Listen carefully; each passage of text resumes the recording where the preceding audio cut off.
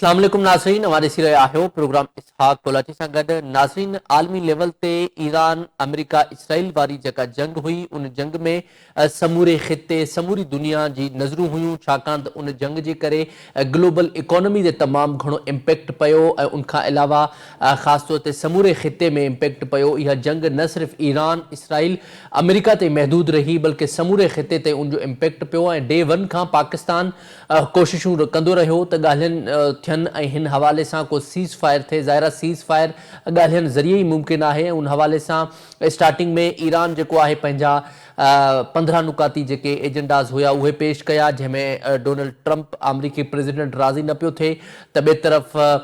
जेके अमरीका पारां जेके पॉइंट्स ॾिना पिया वञनि ईरान खे, उनमां बि ईरान राज़ी न पियो थिए। हाणे सूरत हाल जेका आहे डिफरेंट थी वई आहे।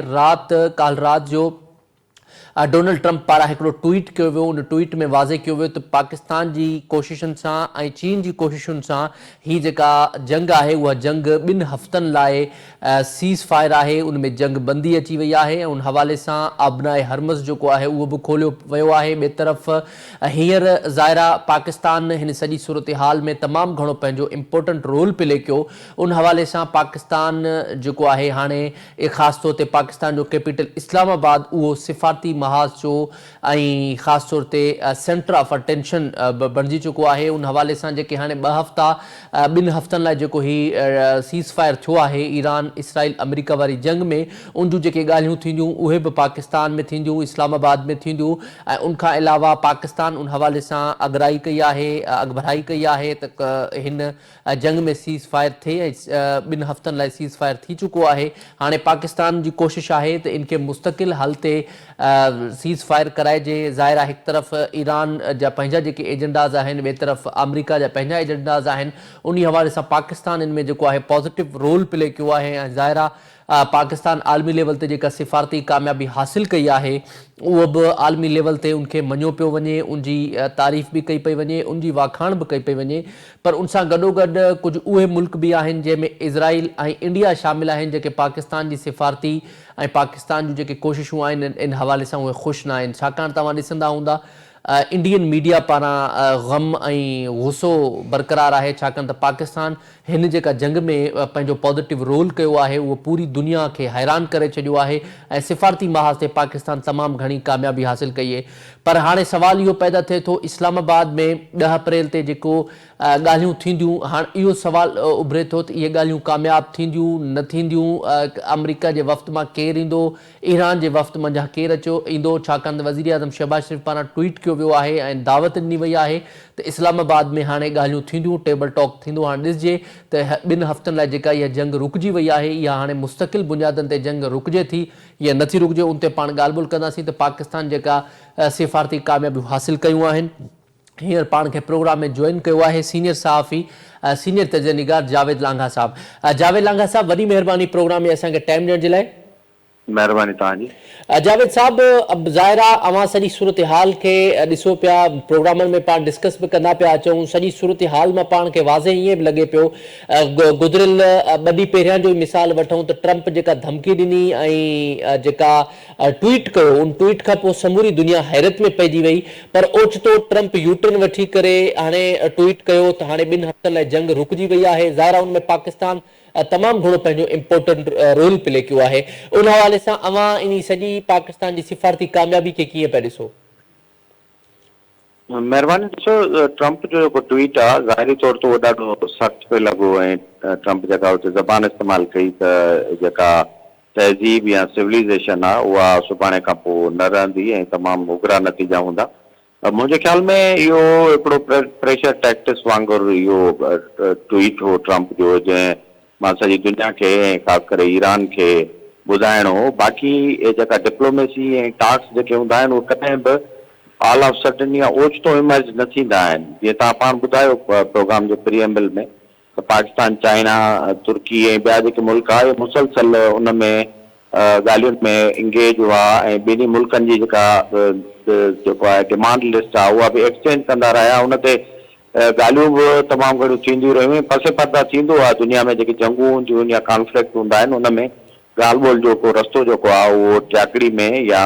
सिधो सं खुलियल हूंदो आहे। जीअं त पाकिस्तान काफ़ी ॾींहंनि खां एंगेज थी चुको हो हिन मामले में ऐं ॿई मुल्क जेके आहे बल्कि सॼी रीजन जेका आहे जंग खां एग्ज़ॉस्ट बि थी हुई, थकिजी बि पई हुई। इन करे उन्हनि खे कुझु जेका आहे हिकु ब्रीदिंग स्पेस जेका आहे उहा घुर्बल हुई। ऐं तव्हांखे ख़बर आहे त अॻु बि हिन खां जेको आहे डोनाल्ड ट्रंप 5 ॾींहंनि जी हिकिड़ी जेको आहे सो साई जो जंगबंदी जो या अहिड़े क़िस्म जो ऐलान करे चुको हो, जंहिंजो मक़सदु ख़ुदि इहो हो त थोरी ॻाल्हियुनि खे बि स्पेस ॾिजे, साई वठिजे ऐं दुनिया जूं जेके मार्केट्स आहिनि ऑयल जूं ऐं ॿियूं ओॾां हिकिड़ो गुडविल जो मैसेज वञे त हीअं जेको क्राइसिस आहे सॼी दुनिया में जारी ऐं यूरोप वग़ैरह में उनखे थोरो मिटिगेट करे सघिजे। इहे सॼा मामला जेके आहिनि मुंहिंजे ख़्याल में काफ़ी ॾींहंनि खां उहे मामला थिया पे अंडर डिस्कशन हुआ ऐं उन्हनि ते ॻाल्हियूं थियूं पियो। ज़ाहिर आहे जेके मुल्क बचा हुआ जंहिंजी पोज़ीशन ॻाल्हाइण जहिड़ी रही उन्हनि में पाकिस्तान इन करे सर फ़हिरिस्त हो जो हिन वक़्तु सभ खां वधीक मामिलो जेको डोनाल्ड ट्रंप जो हो, ज़ाती तौरु उन ते असरअंदाज़ कहिड़ो मुल्क या कहिड़ी लीडरशिप थी सघे पई। गुज़िरियल 3-4 महीननि खां असांजी जेका मुल्की सियासी लीडरशिप आहे या अस्करी लीडरशिप आहे उन जा काफ़ी डोनाल्ड ट्रंप सां गहरा लाॻापा हुआ। तव्हांखे ख़बर आहे त नोबेल पीस प्राइज़ लाइ सदर ट्रंप खे जेको नॉमिनेट कयो हो उहो पाकिस्तान जी क़यादत कयो हो, ख़ासि तौरु CDF जेको आहे आर्मी चीफ असांजो उन जा बि काफ़ी बहितर लाॻापा डोनाल्ड ट्रंप ऐं उनजी सॼी एडमिनिस्ट्रेशन सां हुआ। त पाकिस्तान इन पोज़ीशन में हो त ॿियनि मुल्कनि खे मिलाए ख़ासि करे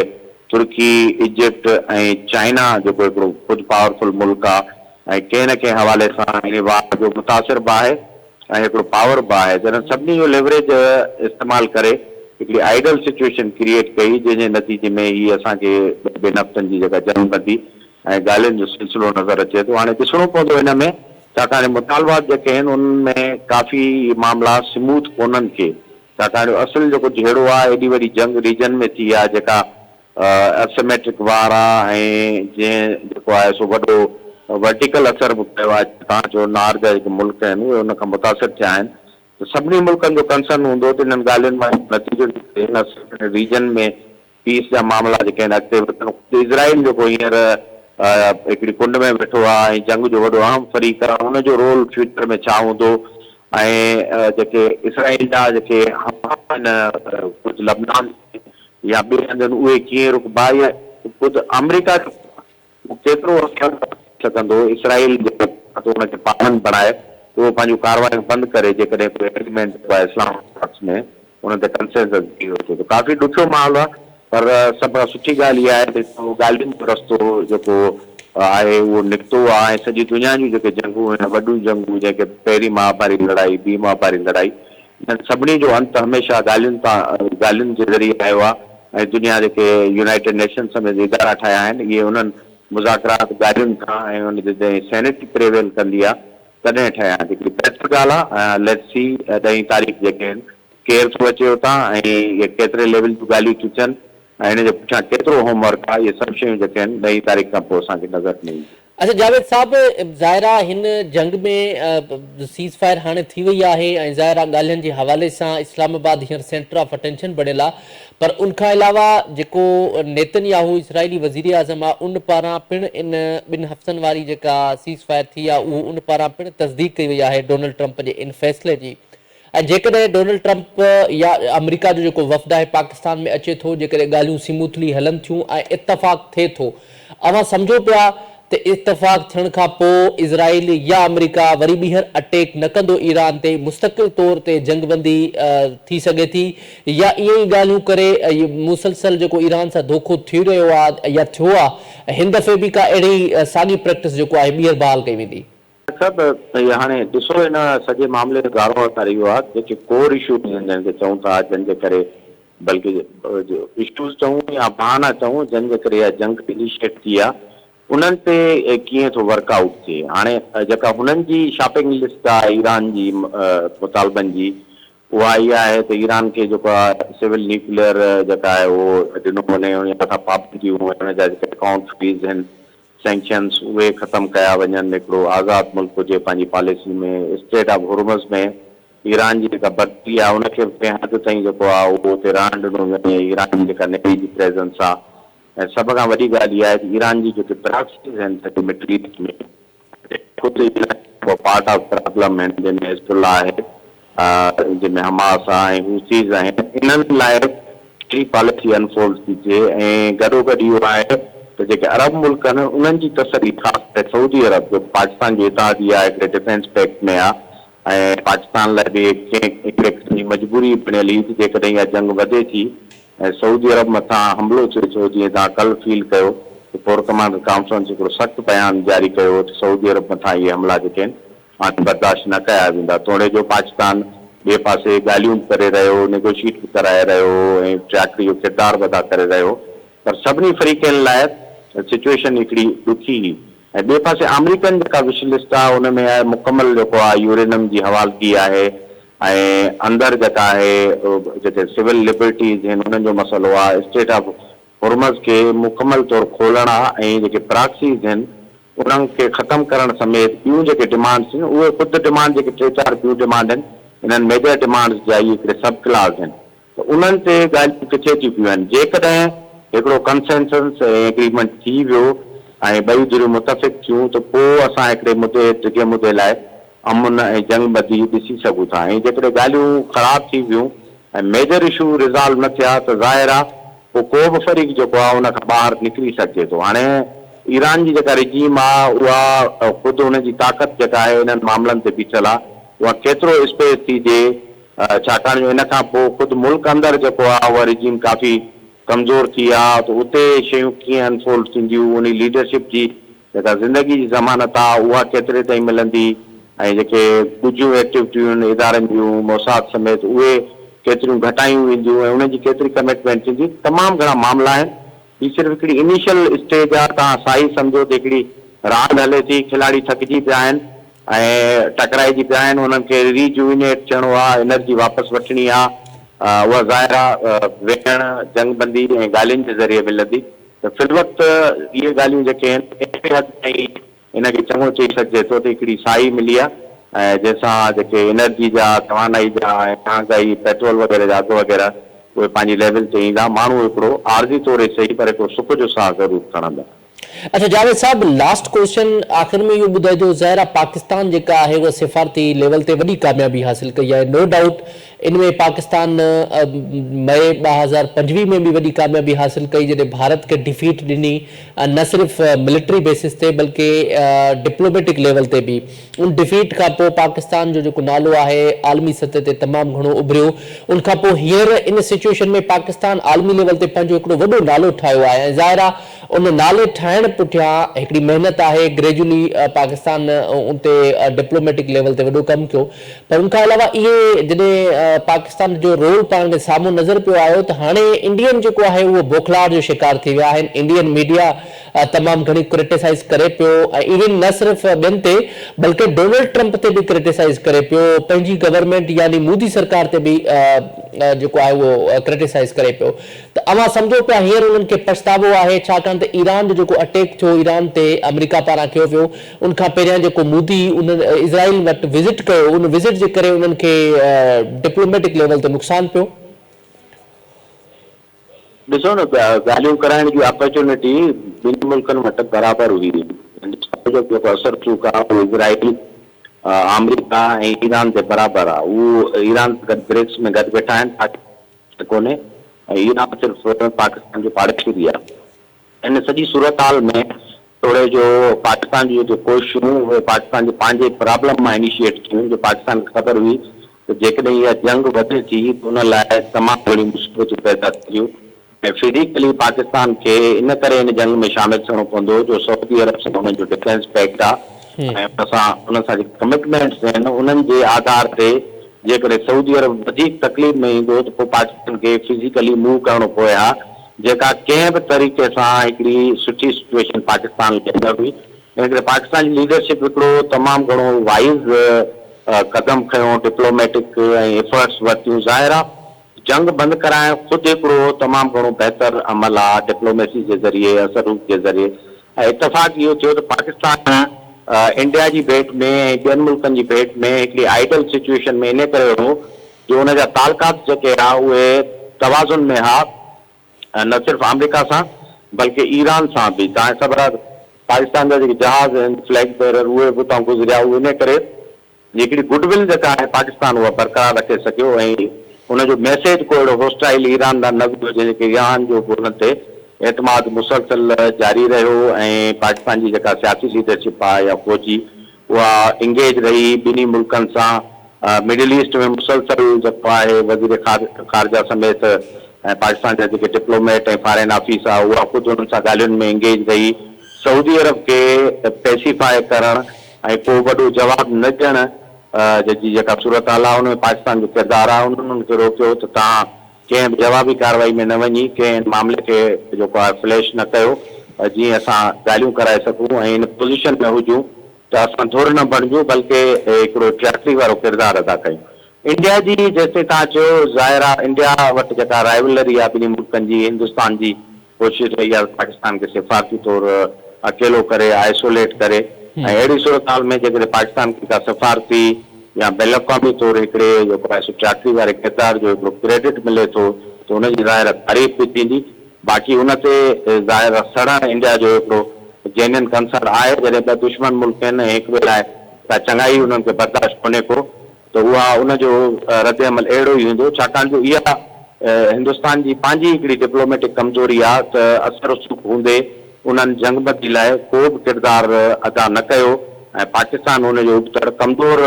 इकानमी कमज़ोर मईशत ऐं कमज़ोर शयूं हुजण जे बावजूदि इहो रोल जेको असर कयो ज़ाहिर आहे हुनजो एडवर्टाइज़ पाकिस्तान खे मिलंदो ऐं हुनजी तारीफ़ बि जेका आहे उहा हरंदा थी आहे। ठीक है वॾी महिरबानी जावेद लांघा साहब प्रोग्राम में असांखे टाइम ॾियण जे लाइ। नाज़रीन अवां जावेद लांघा साहब जी ॻाल्हि ॿोल ॿुधी तफ़सीली तौर ते ओवरऑल पाण जंग जे हवाले सां ॻाल्हि ॿोल कईसूं ऐं जेके पाकिस्तान खे सिफ़ारती कामयाबियूं मिलियूं आहिनि उन ते बि पाण ॻाल्हि ॿोल कईसूं। प्रोग्राम जारी आहे, हिते वठूं शॉर्ट ब्रेक, स्टे विद अस।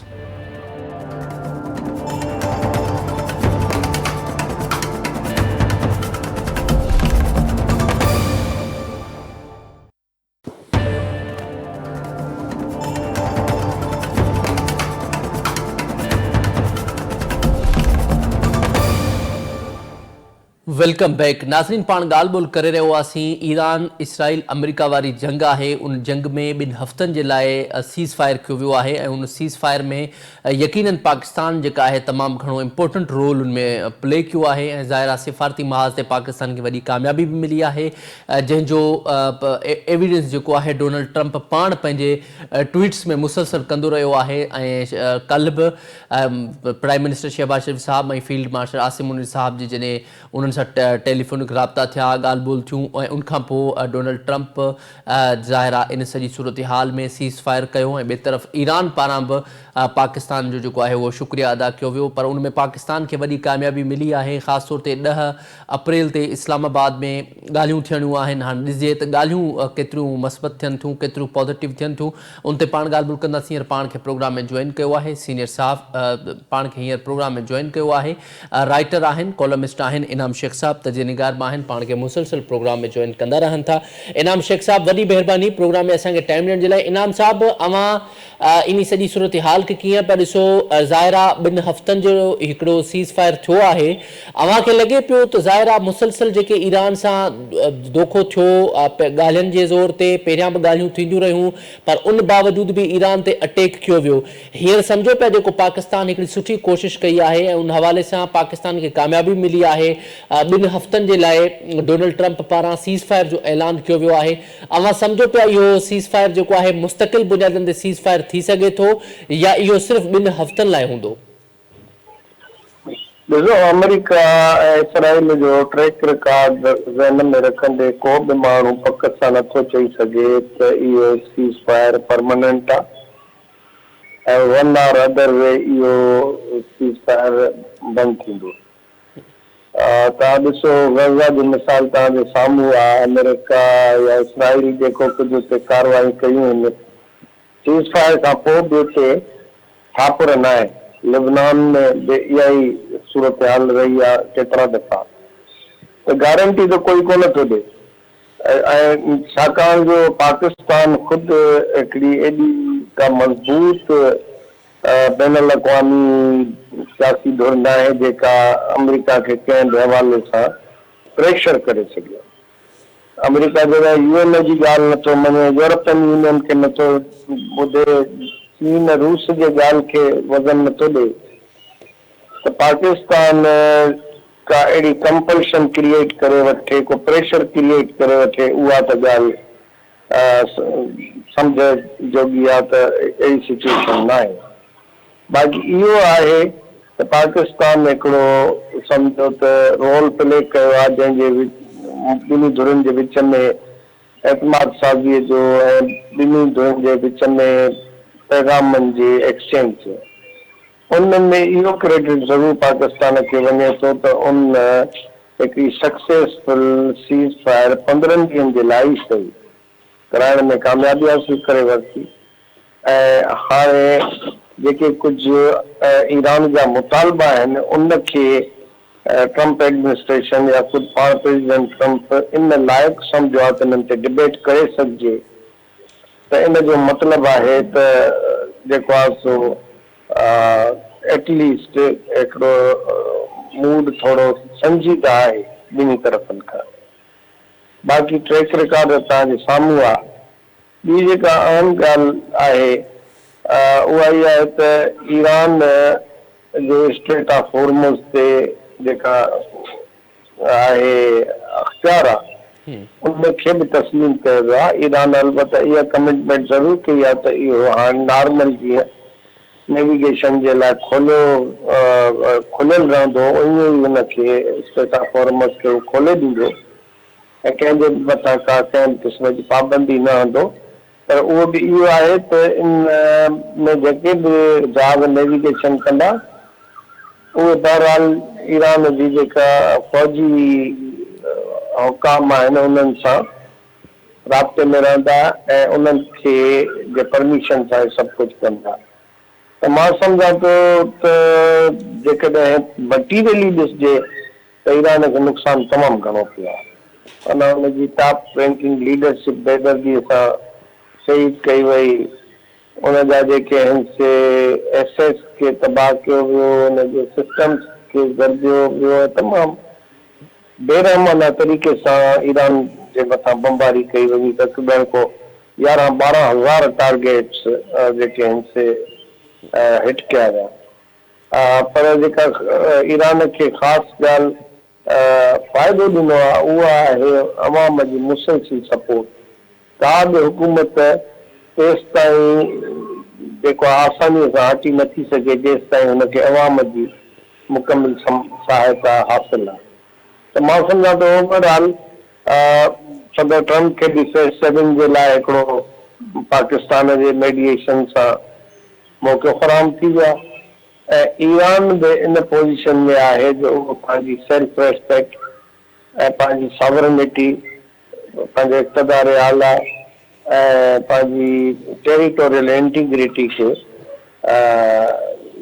सालिम रखी सघे। पर इन खां पोइ जी जेका स्टेज आहे उहो सम्झ में थो अचे त इहो हिकिड़ो कड़ो जेको आहे ढुक भरियो वियो आहे ॿिन्ही तरफ़नि खां, आई मीन इसराइल ऐं अमेरिका खां,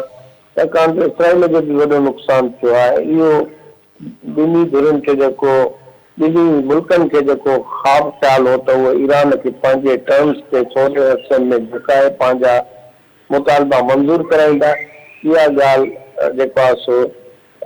ग़लति साबित थी आहे। पाण ईरान जे मुख़्तलिफ़ क़दमनि जे करे ॿिन्ही लीडरनि जी, नेतन्याहू हुजे या सदर ट्रंप हुजे, उन्हनि जी इंटरनेशनल पॉलिटिक्स में आइसोलेशन थी आहे। उन्हनि जी जेका इंटरनल सपोर्ट थी उन में कमी आई आहे। तेसि ताईं जो उन्हनि जे फ़ौजियुनि बि जेको आहे जेके ऑपरेशन जा हिकिड़ा रोड मैप पॉलिटिकल एडमिनिस्ट्रेशन ॾे पई उनखे मञण खां इनकार कयो या उन ते पंहिंजा एतिराज़ ॾेखारिया। अच्छा इनाम साहब, जेकॾहिं पाण ॻाल्हि कयूं त ज़ाहिर पाकिस्तान सिफ़ारती लेवल ते कामयाबी हासिल कई आहे, पर पाकिस्तान जी भेट में भारत जेको आहे उहो अमेरिका ऐं ईरान सां उन्हनि जा त ॿिन्हिनि सां बि सुठा लाॻापा हुआ। कुझु ॾींहं पहिरियां जेको आहे हू इज़राइल वटि उते विज़िट बि कयो नरेंद्र मोदी, ऐं हींअर सॼी इंडिया जे मीडिया में ख़ासि तौर ते इंडिया जो अवाम जेको आहे इंडिया जी पॉलिसी ते ऐं इंडिया जी हुकुमराननि ते तमामु घणी तनक़ीद करे पियो त जेकॾहिं पाकिस्तान सिफ़ारती लेवल ते एॾियूं कोशिशूं करे सघे थो त भारत उन हवाले सां कोशिशूं छो न वरितियूं ऐं ॾिठो वञे ग्राउंड रियलिटी ते त भारत खे त वधीक अपॉर्चुनिटी हुई ऐं हू इन मामले ते जंगबंदी जे हवाले सां कुझु किरदारु अदा करे पिए सघियो पर उन्हनि न कयो। अवां सम्झो पिया त ज़ाहिर आहे हींअर पाकिस्तान कामयाबी अता कई आहे त इंडिया जे मीडिया में तमामु घणी जेको आहे हींअर रोज़ राड़ो मतल आहे त पाकिस्तान छो असां खां अॻिते निकिरी वियो। ॾिसो आम पेपर त पाकिस्तान खां इंडिया खे वधीक जेको आहे सो एज हासिल आहे। मिसाल तौर ते हुननि जो फॉरेन मिनिस्टर जेको आहे उनखे 30-40 साल फॉरेन सर्विस जो कैरियर आहे ऐं हू हिकिड़ो प्रोफेशनल डिप्लोमेट आहे जॾहिं पाकिस्तान जो वज़ीर ख़ारजा इहा अहिड़ी सलाहियत नथो रखे। ऐं उन सां गॾोगॾु जीअं तव्हां चयो त इंडिया जा माज़ीअ में हिकिड़ो तमामु कामयाबु ख़ारजा पॉलिसी रही आहे जंहिं फ़लस्तीन खां वठी जेके बि इन बुरान में लाॻापियल ज़रिए आहिनि उन्हनि सां ईरान जो तालुक़ु तमामु सुठो रहियो आहे ऐं ईरान इंडिया जो तालुक़ु तमामु सुठो रहियो आहे ऐं इंडिया पंहिंजे इन पावर जे बुनियाद ते हिकिड़ी गैर जानिबदार फॉरेन पॉलिसी खे सालनि जा साल हलाईंदो रहियो आहे। पर जेके ताज़ो मोदी गवर्नमेंट जा मुख़्तलिफ़ कलाबाज़ियूं मुख़्तलिफ़ जेके आहिनि से एक्ट्स आहे हुनजी जेका इंटरनेशनल या रीजनल लेवल ते सफ़ारती जेका मनता हुई उनखे वॾो धकु हयो आहे। मिसाल तौर ते अॼु ॾींहं ताईं कंहिं बि वज़ीर आज़म वञी इसराइल जे न पार्लियामेंट में ख़िताब कयो आहे न उनखे मदरलैंड ऐं फादरलैंड जा जेके आहिनि से ख़िताब ॾिना आहिनि ऐं बाद में त मोदी जा काफ़ी वीडियो क्लिप्स बि हलियूं जंहिंमें पाण खे हितां इसराइल जो हितां बि थो चवे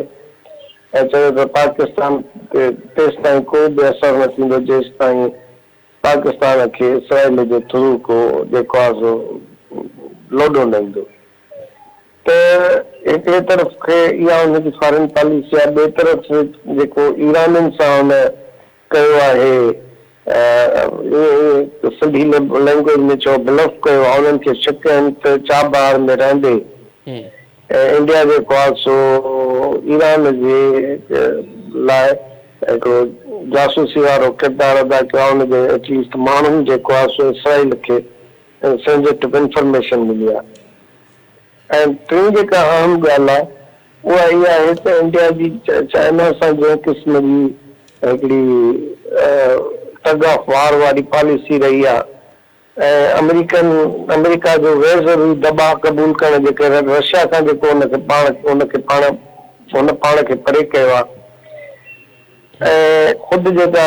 मई 2025 वारी लड़ाईअ में इंडिया जी फ़ौजी लिहाज़ खां पाकिस्तान बेख़कमी कई इन्हनि सभिनी गॾिजी जेको आहे इंडिया जी फॉरेन पॉलिसी खे जे इनिशिएटिव्स खे तमामु डिम करे छॾियो आहे ऐं उन्हनि जो जेको हिकिड़ो गैर जानिबदार कॉन्फ्रेंस जे हवाले सां वॾो रोल हूंदो हो ख़ासि तौर ते दुनिया जे मुल्कनि में उहो रोल बि डिमिनिश कयो आहे। उनजी सॼी ज़िम्मेदारी त मोदीअ जे इन फॉरेन पॉलिसी ते अचे थी जेका कंहिं बि डायमेंशन्स में मुस्तक़िल मिज़ाजी सां नथी हले। साॻे वक़्तु अरबनि सां बि ईराननि सां बि इसराइल सां बि पंहिंजी कोशिशि कई त उन्हनि खे हू थोरो टेम डाउन करे सघे ऐं पंहिंजी हुते स्पेस ठाहे सघे पर उहा स्पेस हुनजी न ठही सघी आहे ऐं तमामु घणो उनखे जेको ख़ासि तौर ते सफ़ारतकारी जी दुनिया में आहे उन में उनजो जो रोल झीणो बि थियो आहे गॾोगॾु उनखे जेको आहे सो काफ़ी अकेलाई महसूस थियो आहे। ठीक है थैंक यू वेरी मच इनाम शेख साहब प्रोग्राम में असांखे टाइम ॾियण जे लाइ। नाज़रीन अवां ॻाल्हि ॿुधी ॿुधी तफ़सीली तौर ते पाण पाकिस्तान जी सिफ़ारती जेके कामयाबूं आहिनि उन ते बि ॻाल्हि ॿोल कईसीं ऐं ख़ासि तौर ते ईरान इज़राइल अमेरिका विच में जेका जंगबंदी थी आहे उनमें ओवरऑल जेको क्रेडिट आहे उहो पाकिस्तान ॾांहुं वञे थो पाकिस्तान जी फॉरेन पॉलिसी ॾांहुं वञे थो पाकिस्तान जी हुकुमराननि ॾे वञे थो, छाकाणि त हिन हवाले सां पाकिस्तान जेको पॉज़िटिव रोल कयो आहे उहो न सिर्फ़ु पाकिस्तान जा माण्हू या ईरान जा माण्हू उनजी तारीफ़ कनि पिया, पर समूरे ख़िते में समूरी दुनिया में पाकिस्तान जी हींअर वाह हले पई, छाकाणि त पाकिस्तान हिन जंग खे रोकराए हिकु वॾी कामयाबी हासिल कई आहे। 2 हफ़्तनि लाइ हे सही, पर हिन जंगबंदी रोकराइण लाइ वॾो पॉज़िटिव किरदारु अदा कयो आहे। हींअर प्रोग्राम पंहिंजी पुॼाणी थो पहुचे, मूंखे इजाज़त ॾींदा, अल्लाह निगहबान।